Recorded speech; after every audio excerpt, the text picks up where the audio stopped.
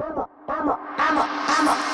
OG boy. Know that they ride or die. I keep boys by my side.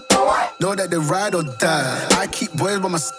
OG boy. Day we hustle, but the night we OG boy. Know that they ride or die. I'm a OG boy. Hey, hey, hey, what's up, my chain breakers? Thank you for the well wishes. Thank you, thank you, thank you, you guys. Thank you so much. I feel a whole lot better. I took some Benadryl. I pretty much OD'd on the Benadryl. You guys, if I tell you, I could not see. I was trying to read with one eye. Y'all gonna laugh at me. Had tissue stuff stuffed up my nose. I was a hot mess, y'all. I can laugh now because I feel better, but I was a hot mess. I'm telling you. Oh my God. I don't wish that on nobody. But anyway, let's get to this story. And I was mad at myself because I had not seen this story before. And it just popped up on my Yahoo News. So the story is about Oklahoma ex-cop, and he's getting 25 years in prison. Hopefully, we'll read this story together. But his daughter is Caucasian. He's Caucasian, but she had a black boyfriend. So you know how that goes. You can look on YouTube and Yahoo and see videos of girlfriends that are white having black boyfriends, and how the white father or family member chooses to stalk them, or try to cause trouble. So I'm from an interracial relationship. I don't care who you marry. Love who you love, as long as you guys are treating each other right. I could care less. Anyway, let me get on with this story. After fifth trial, they had 5 trials, you guys, to determine this man's fate after he killed this little 19-year-old boy.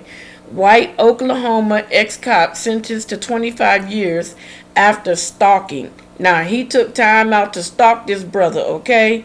And then he gunned the boy down. He gunned the boy down in the street. In the middle of the street. He gunned him down. Then he tried to say that the boy had a weapon. And when the police came, they checked the surroundings, they checked his body, and they said he did not have a gun on him at all whatsoever. And then witnesses that were out there was like, the guy never had a gun. So what is he talking about? So for quite some time, he's 8 years, I think, he's been trying to say it's self-defense. How in the hell is it self-defense when it's known that you were stalking this boy and you just purposely gunned him down in the street? You gunned him down because you didn't want to see your little cute daughter with a black man. You know what I'm saying?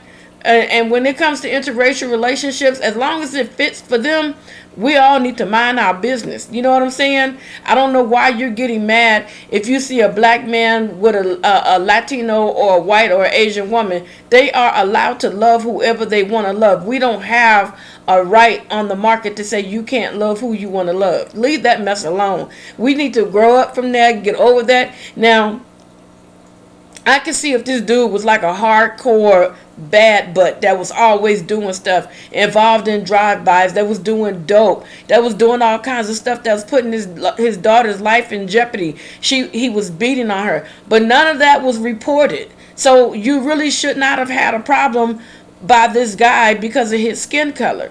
Love who you love. I don't care.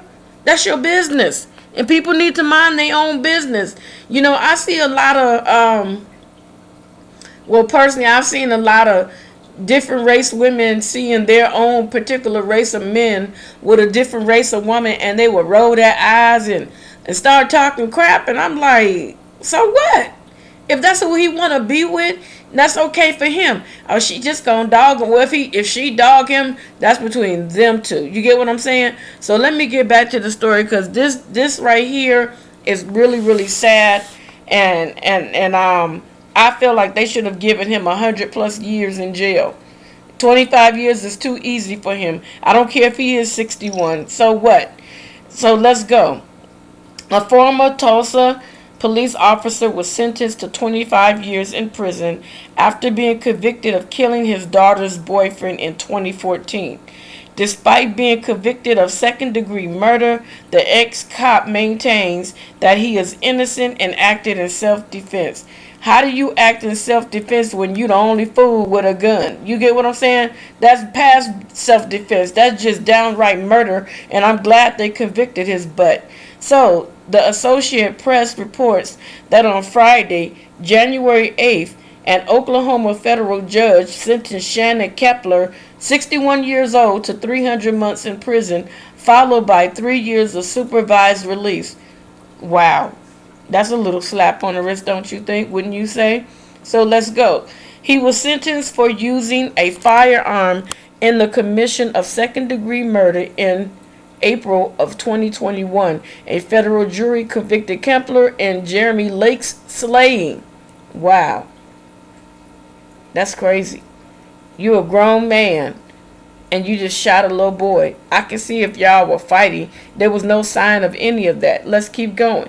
U.S. District Judge Gregory Frizzle further ordered the father to pay restitution to pay for a headstone for Lake's, the 19-year-old he shot and killed. Good. I think that all cops should, when they're convicted of murdering someone unjustly, they should take care of the burial and all that good old stuff. Take care of the burial, the funeral, everything. And so that it don't have to come out the family's pocket because it's your fault. Let's go. The 24-year police veteran said he shot Lake because he felt threatened. Typical lie. Believing the teenager had a firearm. That's another lie. He has claimed for 8 years his actions were in self-defense. However, police were unable to locate a weapon on Lake's person or around the scene of the crime. Witnesses also testified that they did not see the young black man with a gun either. You gotta keep saying young black man. We already know he's black. Good God Almighty. Kepler would also claim that his daughter had run away from their home on the Muskogee Nation, whatever that is, one of the nation's historic Native American reservations, and that he was nervous for her because she was at the time living in a bad neighborhood. If she was old enough, that's her business. Still, the court of law found him guilty, believing that he should serve time for killing the young man.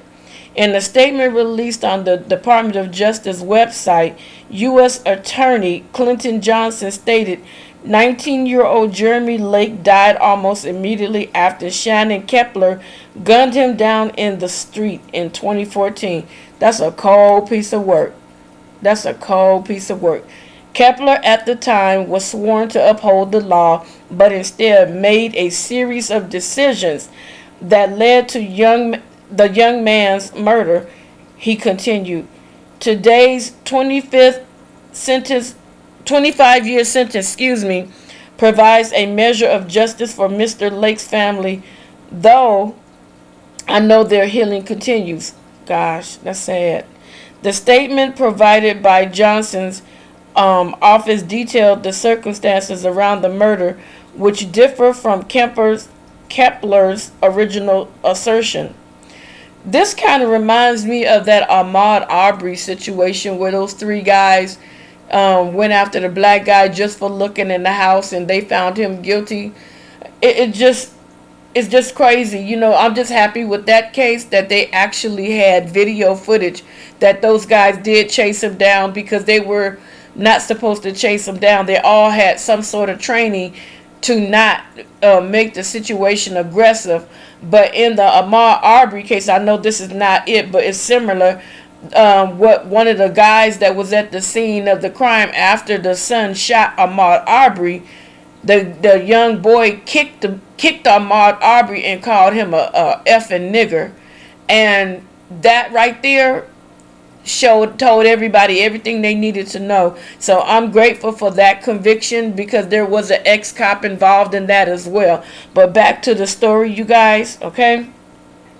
The courts found that Kepler took his 18-year-old daughter to a homeless shelter a week before the shooting and left her there after taking away her cell phone and leaving her with no change of clothes or money. Good God, you went to that extreme to get rid of a black guy? Something that wasn't going to happen. She loved him. Of course. Then he logged into her Facebook, where he noticed that she had changed her status to in a relationship with Lake. He used his access to police database to research the boy's criminal records. Oh wow, he did the most. He did too much, y'all. That right there, I don't think he should have got 25. He should have got more than that. He should have got 100 plus. He planned days after tapping into her social media to confront Lake at the address he secured from the police database. He put on dark clothes and got into his wife's dark car.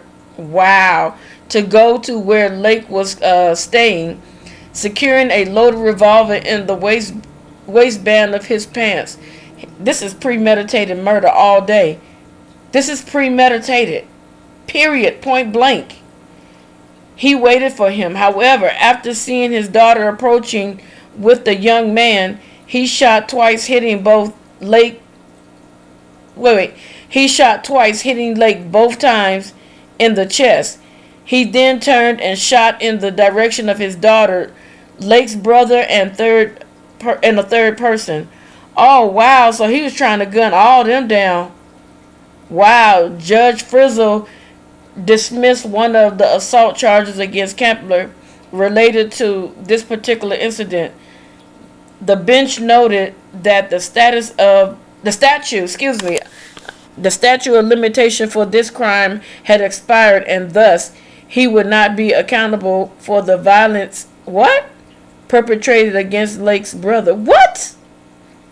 It's all together. See, this is what I'm talking about, the injustice of the system. He still should be guilty. That's bull crap. During the sentencing, Lake's father was afforded the opportunity to speak about his firstborn son, sharing the toll that the process of securing justice has impacted his life emotionally and physically. According to KJRH2 News, the first 3 trials ended in mistrial. In his 4th trial, Kepler was convicted in 2017 in a state trial of manslaughter. This is not manslaughter, you guys. This is bullcrap. This is first degree murder at its best.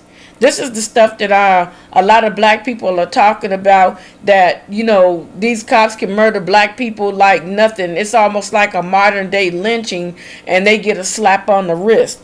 This was pure meditated murder because he did everything. He searched the boy down, and he did not care who he was surrounded by, what company he was surrounded by. He didn't care. So he shot even in his daughter's direction.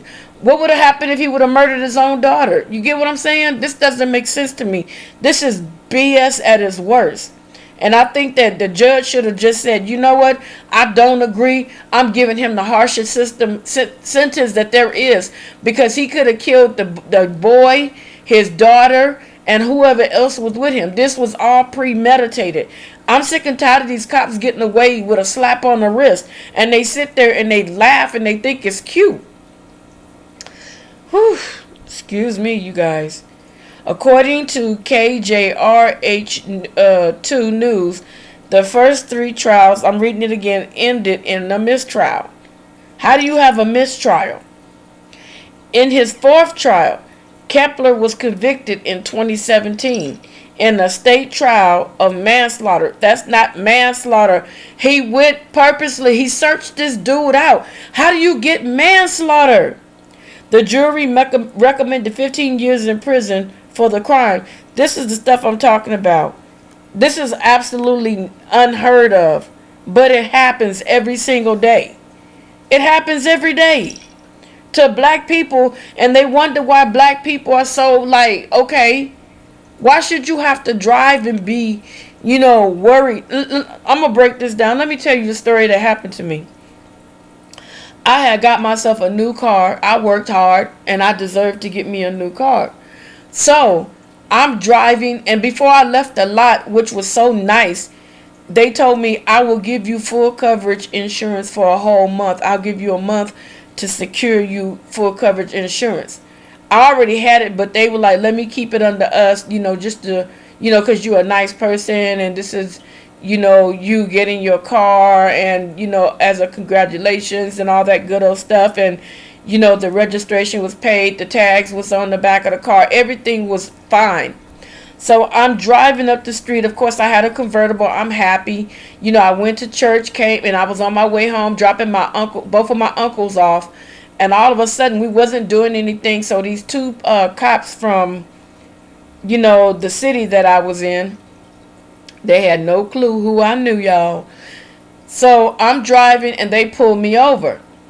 So the first thing, I had a friend that I had met through my aunt, and her uncle was like the chief. He was a big dog, So what happened was, he pulled me over, and I knew I didn't do anything, so I dialed the number and laid my cell phone down in the middle console, and the operator answered, and I asked for the big boss. I'm not going to say his name. I asked for the big boss before he got to my car, and I told him who I was associated with. And he said, oh yeah, I remember you. I said, I just got pulled over by one of your officers, and there's nothing wrong. And he was like, what is your information? And I told my uncle, I said, grab my papers and stuff. And so I read off my car information and my name and this, that, and the other. And the dude told me, the police officer said, hang up the phone. I said, I will not. He said, hang up the bleep bleep phone. I said, I'm not hanging up the phone. I don't have to. I'm not touching the phone. The phone is on speaker. He said, I said, why are you stopping me? Meantime, he doesn't know I'm on the phone with his boss. And he's just talking so reckless to me that it was just unbelievable, you guys. And so, after, the big boss listened for a minute, he's like, your car's not registered. He said, I'm going to call a tow truck and have your car towed. I said, if you tow my car, you're going to get fired. He said, you don't tell me what. I said, what's your name?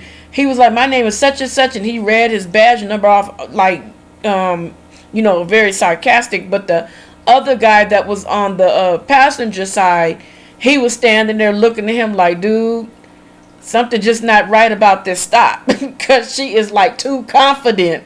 So anyway, next thing you know, he was talking trash, and he heard a voice say, that's enough. And he was like, what's the, he said his name and his badge number, and the officer said, that's enough. And so you can hear on his speaker somebody calling him, and he went back to his car, and he was scared, y'all.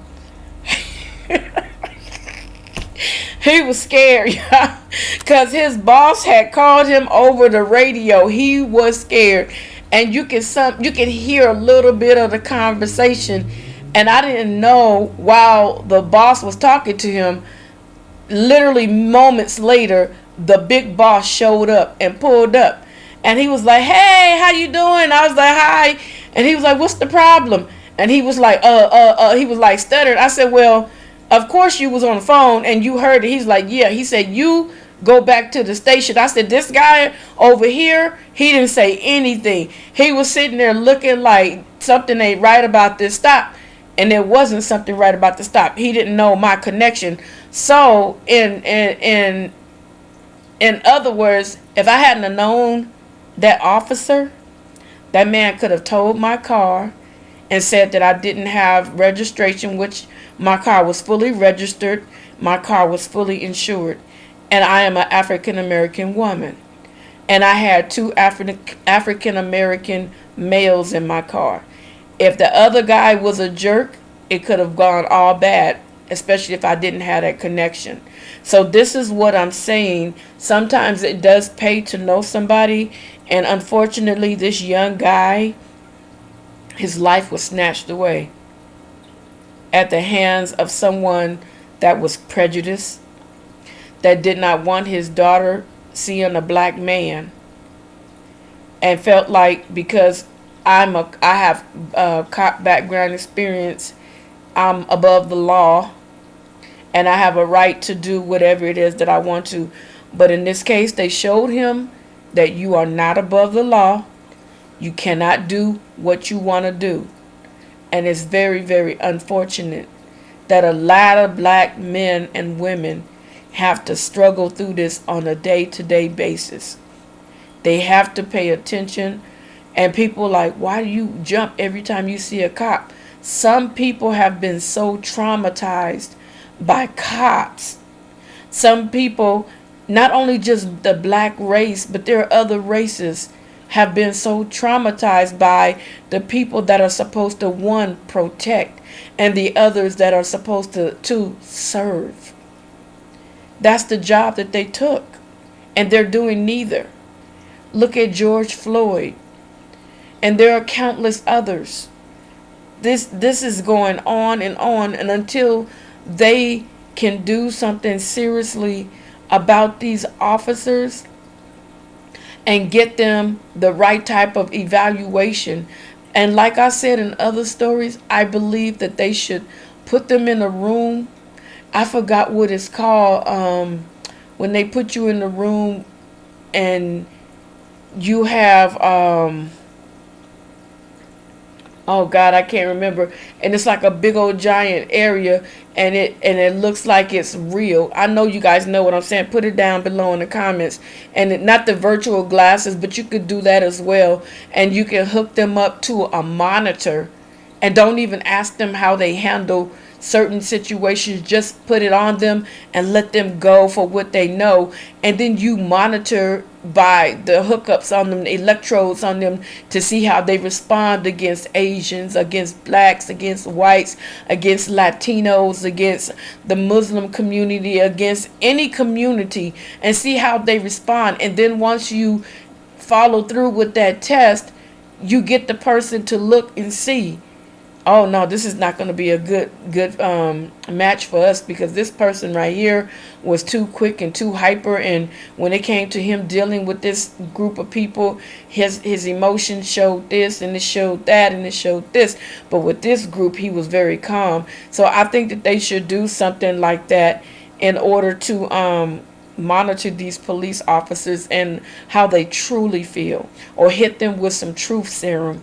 And that's a part of them being hired, because you got a lot of people that fake the funk, and then you get them that follow. You know, you even have prejudiced black people. It's not all white people. You even have prejudiced Latinos, Asians. You got prejudice in every nationality. And those that want to be officers that have issues with other people's nationality and race and creed and color and gender, those are the ones, they all need to be tested like that. They all need to. I forget the name of it, but it'll come to me after this live. I guarantee you that.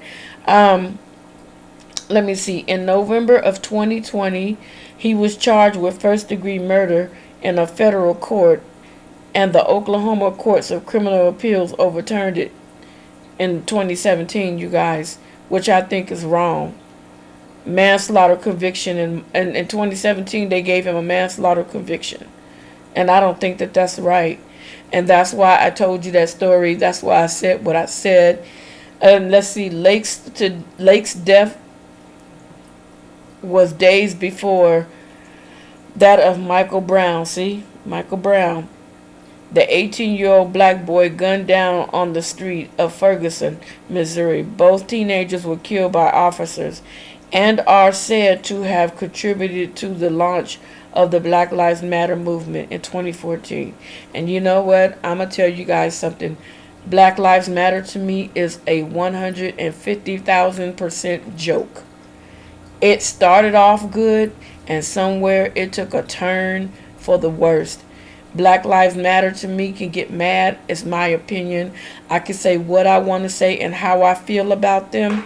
I don't feel that Black Lives Matter really are for black lives. I think that Black Lives Matter have a whole other agenda, and the agenda is not for helping the black community. I don't know what they're doing, but I'm hearing a lot of people speak against Black Lives Matter for multiple reasons, okay? So that Black Lives Matter movement, it don't mean nothing to me. It really don't. Because if they can go ahead and side up with Jussie Smollett knowing that he faked his own attack. Come on. And then you trying to call white people racist and say they trying to like do all this extra. No, he set up his own jacking, and the truth came out. And now Black Lives Matter is trying to rally around him and try to say that it's a hate crime against him. No, he's guilty. Sorry. Oh well. But anyway, you guys, I thank you so much. Don't forget about that giveaway. Don't forget to hit that like button, that post notification bell. Don't forget to subscribe to the channel. Please, like I said, I got to see those comments. I got to see either that like or dislike button. It don't matter. Either way it goes. Everybody has a right to their own opinion. Everybody has a right to agree to disagree with me. And I will see you lovely, lovely people in the next video. And I thank you once again. Talk to you later. Bye.